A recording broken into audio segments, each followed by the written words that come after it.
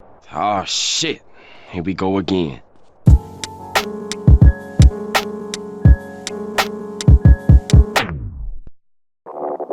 What's going on, guys? So, perfect topic for Red Pill DJ Mcree Traptendo analysis. So I'm going to talk about this meme that is floating around. Of course, there's some things that need to be debunked, and then I'm also going to give my perspective and certain things that I want you guys to learn so you can better yourself for these type of situations, because in certain cases, clickbait is crazy, and they use that as an outrage. And I just want to go ahead and visit the meme because there are some things I want to clear up. So here's a meme. This is what I was tagged in a whole bunch, and it was crazy. And the first thing I wanted to do, and what I did, was I went to YouTube to check out to see where this meme came from. And it came from this interview. The link will be in the description box. And I guess I'll link y'all to the IG page. Probably not, because of what they did. But it's a long interview here with DJ Khaled and Hot 97, and he talks about an album from 3 years ago. So this happened in 2015, October 22nd, when he was promoting another album. So what I want to do is just play the meme real quick. Let's go. When I started in the game, I was a full beat maker. Beat Novocaine. That's when I made the records for Joe Crack, Ludacris, Fabulous. Ask these people that see me actually, program, sample. That was when I was in the Beat Novocaine era. I had a sound, it was real dramatic, with hard drums and a lot of synths. That was my sound. The bigger I got, when the game changed, like with no more vinyl, producing changed. They made Logic. They made Fruity Loops. It's called Fruity Loops. That's the one right you there. You tell the computer what the program. That's why you see everybody as a producer and a DJ now. But it takes a great producer like me to tell them sounds is garbage. They're fake. Don't fall for the trap. Let's go with these sounds. Let's do this. Oh shit, this beat you presented me is dope. Give me.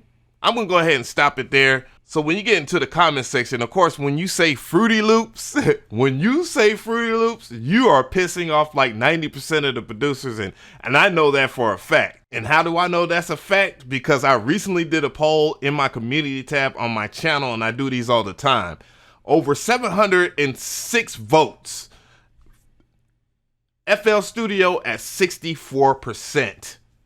Crazy. But I think the real issue is that so much of that interview was chopped out. And I'm not coming into the defense of DJ Khaled, even though I do respect what he has done. I know a lot of people, and I've even said it myself, that just because you have a lot of money, that doesn't mean that you're successful, because there are spoiled rich kids that live in hotel rooms that haven't done a damn thing in their life. Yes, I did do that shade. So what we're going to do is we're going to check out the full interview, and I'm going to go ahead and react to it and give my general thoughts. So what we're going to do is look at the unedited version of this interview, because there's a lot of stuff that was left out so that selective outrage could happen, because that is a real big tool for promotion. It is like a free thing, because everybody starts to make everything go viral because people get pissed off and they're taking advantage of the community just like that. Just like if CNN reports something at one end or Fox News promotes something at one end and they don't tell a full story, it's to kind of cater to a certain audience because they know that that audience wants to be pleased by some of that outrage. Khaled, can we have a brief producer talk? Can't wait. My God. Can't take There's that. confusion oftentimes in hip-hop because you have people who program beats, right, who think they're some producers. Of them. Yeah. Some of them. You have people who can play instruments who Absolutely. think they're producers. Right. And then there are people who are producers that can also do all of those things. Right. And then there are people who are producers that can't do any of those things, but they know how. So peep one thing here, like Ebro is kind of spoon feeding him, because earlier in that interview, like DJ Khaled was going off about him not being on magazines and all that stuff. Like, you guys cannot be caught up in this outrage. If you are already achieving stuff, man, just be happy with the success you got. A lot of people like to throw out these accolades and make you feel like you're unimportant. If you're achieving things and you're doing what you love, then you should be happy with it and just strive to be the best that you could be. To make a hit song. Right. You, sir, can program the beats. I know how to program beats. I know how to produce the full thing. You know what I'm saying? And Okay. Now, all the way to the mix down to the everything, arrangement. To everything. Now, don't get it twisted. I have a team, and I praise my team. I'm not like these other guys that hide their team. That's why I always promote, and I'll give them credits on all my records. Who is your? I can respect that the fact that he actually addressed that he has a team with him. He just said that, you know, he knows how to do everything in there, that, you know, he's just not one of those type of guys that just goes in the studio and just all in the video, all on a record, does whatever and shows up in the video, and or in his case just shouts all of his quotes all in one part of the song or over the best parts of a song, like most DJs typically do. I got Lee on the beats. I got Nasty beat makers. He produced All I Do Is Win with me. Congratulations. He grew up with me. Shout out to Lou Diaz, by the way. I do know Lou Diaz as far as him being the mixing engineer for that song. Y'all need to put some respect on Lou Diaz's name, for real. Day one. I used to make beats in his garage. Shout out to Nasty DJ can tell you Nasty, right too. now. I do know him I'm as Nasty well. on the MPC. Nasty on the turntables. So is he. Do you believe in that confusion, right? Because Ben Billions, the Runners. I got a lot of teams. But Quincy Jones I don't believe, played an instrument on Thriller. So basically, Whoa. Wait a minute. Now, there was a person that said something about like Quincy Jones in the comment section, and I was like, hold up, wait a minute. Quincy Jones knows how to play instruments. Let's keep it 1,000. He started by playing real instruments. That was the only thing that was available. There's no MPCs. There was none of that stuff. If you talk to a lot of musicians around that timeline where the MPC came out, they did not respect hip hop for what it was, even though hip hop was a new genre. That's usually how things work. So if you are one of these young guys out here and you get tired of the old heads talking shit, it happened, and history always repeats itself. Organized everyone. Basically, this is what it is, right? A producer gets the job done and makes the record come to light, and 90% of the creative process. Because on my records, I can speak for my records, that's all my vibes. From like if I pick a beat, sometimes I hear a beat, I just hear the melody. And pause. So I do agree with DJ Khaled on a certain thing right here, and this is just me being red pill. I think a music producer should be more than just making a track inside of a DAW, and that's where it leads to that quote, because a lot of people can just get Logic in FL Studio, but I'm just going a little ahead of things here, and let's listen to it more. I changed the drums. I need the drums. I hate them. Let's do new drums. If it's writing, it might be me and a writer come up like, you mine. That's my talk. You mine. That's my talk that I sing in the shower to my lady. Like, you understand what I'm trying to tell you? These are things, and I come to artists and I present to the artists ideas. Every record has a different story. So I come with the artist idea, and they either love it, and if they love it, they contribute to it, they make it 10 times bigger. Producers get the job done. If it's from getting a beat maker with you in there, sometimes I gotta call a guitarist in, a keyboard player in. Sometimes I gotta call a guy that plays the flute. I tell them sometimes what to play out my mouth. I wanted to go, That's producing. Yo, he didn't have to do that, cuz. And you know what's crazy? The thing is, there is a lot of people that will do that, and I will want to put like a warning out there, and to all the people that are very talented that play different instruments and know musical theory and don't have to go just know the actual keys within a scale or know the scale and know how it works. I commend you, because there are a lot of people out here that are passing themselves as music producers and they don't know anything about music in general. Like, they just don't know anything. That's pretty much the music industry in a nutshell right there. It's So we're about towards the end of it, and it's gonna happen. It's getting played. You know what I'm saying? That's writing. You know what I'm saying? That's putting a masterpiece together. Right. Let me ask you this. If it was that easy, how come these people can't make the records I make? The artists that's on my records always want the records for themselves.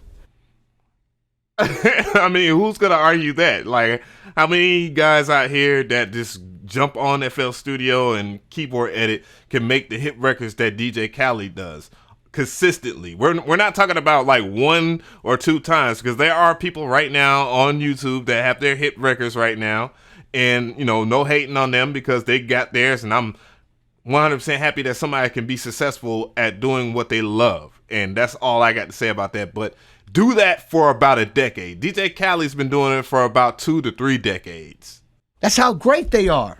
You see what I'm saying? And you ever want a hit record, come to me. I'll give you one. You know what I'm saying? Like, you got to come to me and you experience the best sound vibration. Every record has a situation. When I started in the game, I was a full beat maker. Beat Novocaine. That's when I made the records for Joe Crack, Ludacris, Fabulous. Right. You know what I'm saying? Ask these people, they see me actually, program, sample. That was when I was in the Beat Novocaine era. I had a sound, it was real dramatic, you know what I'm saying, with hard drums and a lot of synths. That was my sound.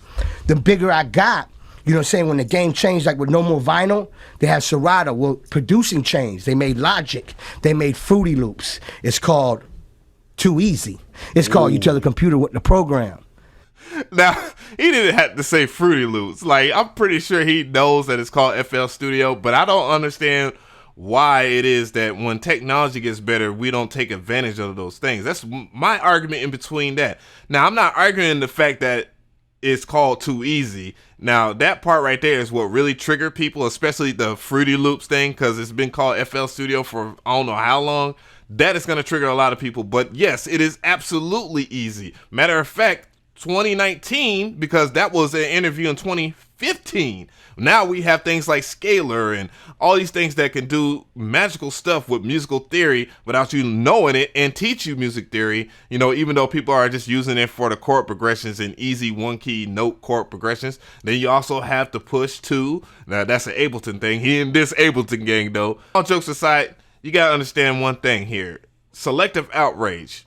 Now, when we're talking about the red pill analysis here, now if DJ Khaled was to come and do that interview with low levels of turn up, like that wouldn't been as big, like that meme wouldn't have happened, right? Even though that meme is like 3 years too late. I mean, I don't know if somebody else did that or not, but other than that though, selective outrage is used for a reason here. And it's a reason why DJ Khaled is a meme, because he says things off the wall, like certain things that you wouldn't even hear other people say, and certain things that just is cringe worthy, and that is a part of meme culture, and that is a huge thing that you have to understand in the music industry right now. As if you're not a part of meme culture in some shape or form, nobody's going to really talk about you that much. It's not just about you being good at what you do. So if you might be a talented musician, which I know thousands of them, I'm not saying just because I have a guitar in the back mean I'm a talented musician. I know how to play the guitar just a teeny bit, but I'm just saying there are talented musicians out there, but they are lacking other things that DJ Khaled does very well. And obviously he is a very good promoter. I saw people try to take shots at DJ Khaled saying, well, you're not a producer then, you're a promoter, blah, blah, blah. And it's like, it is what it is. And then people were comparing him to like Puff Daddy, and you know how that thing goes. I mean, there are plenty of videos talking about how he Be all in the video, all on the record, dancing. he brought people up there publishing and stuff like that. It being true or not, I don't know, because it's not really any of my business. But at the same time, you got to understand that there is, just like there is tutorial videos that show you how to make a type beat or something like that. There is plenty of resources, plenty of great channels that tell you how the music industry works, and how if you are a creator that you are 100% entitled to your cut. So understand that there are fast talkers in this game, and that people will take advantage of you. Not saying that DJ Khaled has taken advantage of anybody. I know plenty of people in his team, 100%. You can check my background, check my stats from me being a part of Slip and Slide on down, that I've been involved with a lot of major projects. I just not had my chance yet, waiting for my time. And shout out to the people that are giving me my chance in the near future. But other than that, man, you gotta understand, like, the way DJ Khaled is working, and I want you to understand in this red pill analysis, what you're not seeing from this interview is that he is working with tons of people, and he's not disrespecting those people that he's working with. He's building relationships and all of that. Now, that general statement is a general statement. Either you're going to be triggered by this meme or whatever he said, or you're going to understand how the concept works of selective outrage and use that tool for your own good or for your outcome. Because the way perception works is just like if somebody wears a pair of Jordans thinking that they're going to be Michael Jordan, or because they're fly or whatnot. perception works that way. Or somebody driving a nice car, even though they might have rented it and you don't even know they rented it, and you think that, man, this guy is very successful, so yeah, he has this nice car and that's what makes him so successful. Perception is a really strong tool, and you got to understand that if you are to, I guess, overcome some of these major hurdles, that perception is one of the things that you have to use. Do you have to use perception? No, you don't. You can use your reality and show people that you're great. The road will be longer because certain people won't respect you because they don't see you living your best life per se, and you're going to be upset about it. But only thing you can worry about is yourself. So if you are a person that's using FL Studio or Logic or whatever DAW, man, just understand that real musicians at the time that the MPC came out and all that and hip hop was born weren't respecting the hip hop guys whatsoever, because one, they were sampling stuff, so it was considered stealing, which it is. And that's another thing about hip hop culture in general. Like, there is no rules and regulations and guidelines, and people just go ahead and do what the hell they want to do. And when you have this generation of people that are finessing other people and even taking stuff, pirating stuff, it's hard to have some type of compassion because it feels like it is unearned. And he even talked about that in that interview, even though he was talking about how like a lot of these cats are blowing up because of social media, and how he had to walk door to door and go by word of mouth and show up in places that a lot of you cats probably would not go to right now, and had to do his thing. Like, a lot of people don't understand, like, DJ Khaled has been in the game for a very long time, and that's one thing that I do respect about DJ Khaled. But the meme in itself, like, of him just talking about FL Studio and how it's easier to do things, yes, it is easier to do things. So what? Take advantage of it and use these tools instead of complaining about it and saying that, you know, if you do certain things at a certain level, or if you use an MPC, that you're legit or whatever, because that ain't the case. There are plenty of people that use FL Studio and Logic that are way better than me, and I will humbly give them their respect because I respect how music works, because at the end of the day, it's not about me or that producer thinking that we're hot. It's about everybody else that enjoys the music. So just enjoy the music.